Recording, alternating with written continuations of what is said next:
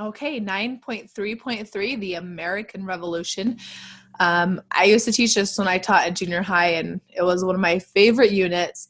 So I am super bummed that what we're going to talk about today does not even get close to how awesome Revolution is. I think it's so awesome just because it's the first time that people successfully said, we're not going to stand up to this whole, like, if you're rich and wealthy or powerful, you get all the power. Like, equal power is the first time that's ever happened really in the world. And although we're not, perfect, because it's still not every person is truly equal, at that time, it was the closest to equality that anyone has ever gotten. So I like the American Revolution. With all of its faults, it still was, like I said, pretty cool. All right. Anyways. Okay. So the things that brought about the American Revolution was the Enlightenment. That's something that we've been talking about in previous units. This new thinking of equal rights, limiting government, not having, one powerful king, but the power within the people, rule of law where everyone has to follow the law, not just certain people. These are Enlightenment thinking policies, right? This is just what Enlightenment thinkers were thinking about. So that was one part of it. The other part was colonialism. Okay, so both those together is what brought about the American Revolution. Colonies, they were English colonies, and they were every inch of what they could get out of what Great Britain could get out of the colonies, they did. They just pulled it out and out and out. And the people who were in the colonies, they weren't treated very well, right? They were basically second-class citizens. There's going to be many different revolutions that is talked about in Unit 9. All of them you will find are people who were treated not so great, got sick of it, and decided to do something about it. That's literally what happened in each of these revolutions. Okay, so one major cause of the American Revolution is not that one. Here we go. The French and Indian War is called the French and Indian War not because French and Indians fought against each other, but because the French actually got a lot of Indian allies to fight against the British. Okay. As you can see in this map, all of the sections that are basically like multicolor lined, those are disputed areas. That means both countries basically claim that as their territory.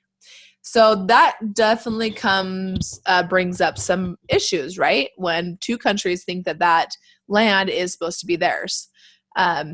This French and Indian War is actually the beginning of a larger world conflict called the 7 Years' War between Great Britain and France over in England. And basically they're fighting each other over in England even after this war. So when we begin the American Revolutionary War, they don't have a lot of people to send over here to stop the revolution because they're busy fighting the French. And honestly, if the 7 Years' War was not going on, the American Revolution probably would not have been successful.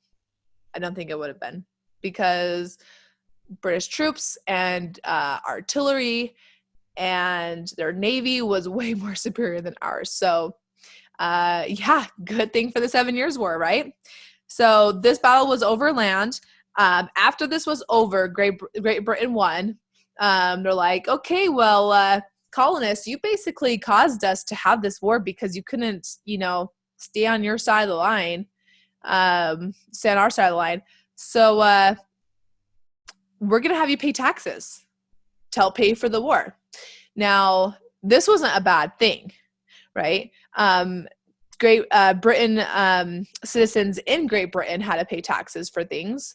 These guys were not paying taxes. The colonists in America, they were not paying any taxes at all. So why should they not pay taxes when people who live in Great Britain pay taxes?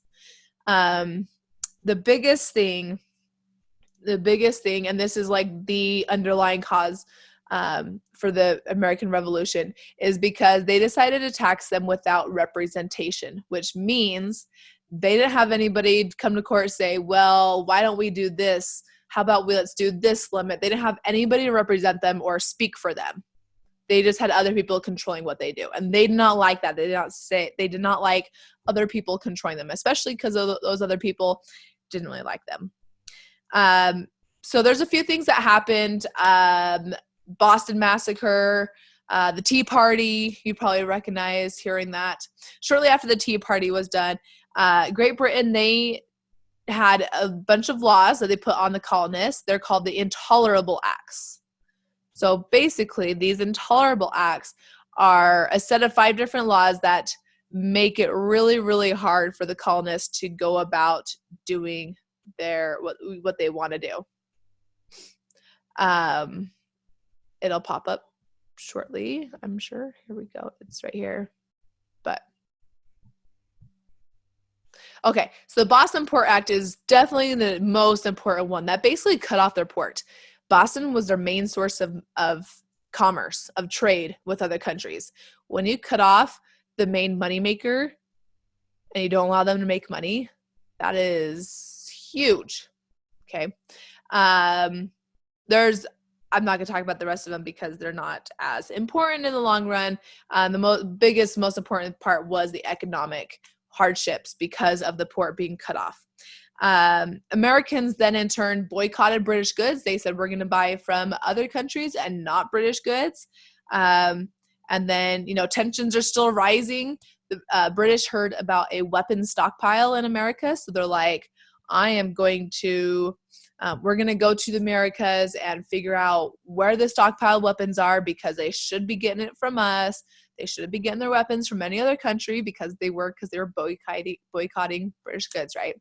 And so they came looking for the stockpile. They met up with some Minutemen in Lexington and later at Concord. So we have the Battle of Lexington and Concord, which officially starts the American Revolution. They have a bunch of battles with each other. It lasted for 5 years. One thing that this unit talked about was the Declaration of Independence, which basically said, hey, King, this and this and this and this and this and this and this and this and this and this and this are all the reasons why we're declaring independence. Good riddance. Let's see. So that's a very important document that was talked about in there.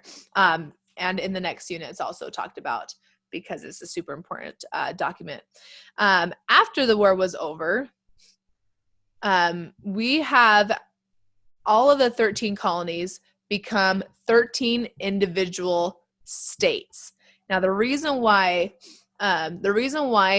our country is called the United States of America is because these 13 different states wanted to literally be like 13 different countries. They did not want to be a country not united with each other. They were their own separate country. They just had a common goal in staying away from Great Britain and being American. Okay. They didn't even really consider themselves American. They considered themselves a Virginian or a New Yorker or a South Carolinian. That was their country. So they were not unified at all. And that was really hard because when they're trying to get things taken care of and deal with other things as a country should, the central government does not have any power. Their first method of government was called the Articles of Confederation. It basically said, hey, states, you're still your own different countries. The federal government, we can have a president who can help deal with foreign stuff, but other than that, that's all they do.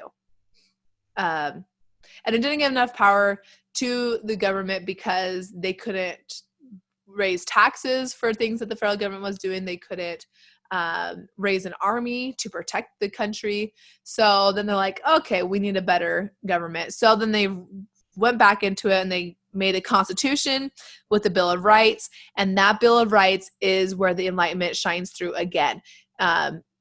Defending people. These are the citizens' rights. These are their natural rights that they should have, which is Enlightenment. The word's escaping me today. Ideal? Because policy is not the right word.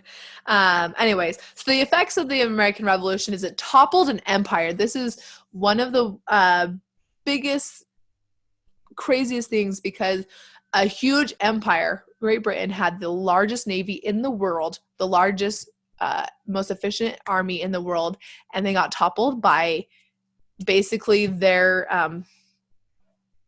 black sheep of a child. It's basically what they were. You know, says a lot of things, but I mean, honestly, I think that the reason why they did is because they were involved with France. They're like centuries long enemy, and that's way more important than a wayward child who they could like, we'll bring him back it later. So that, you know, they could have won anyways.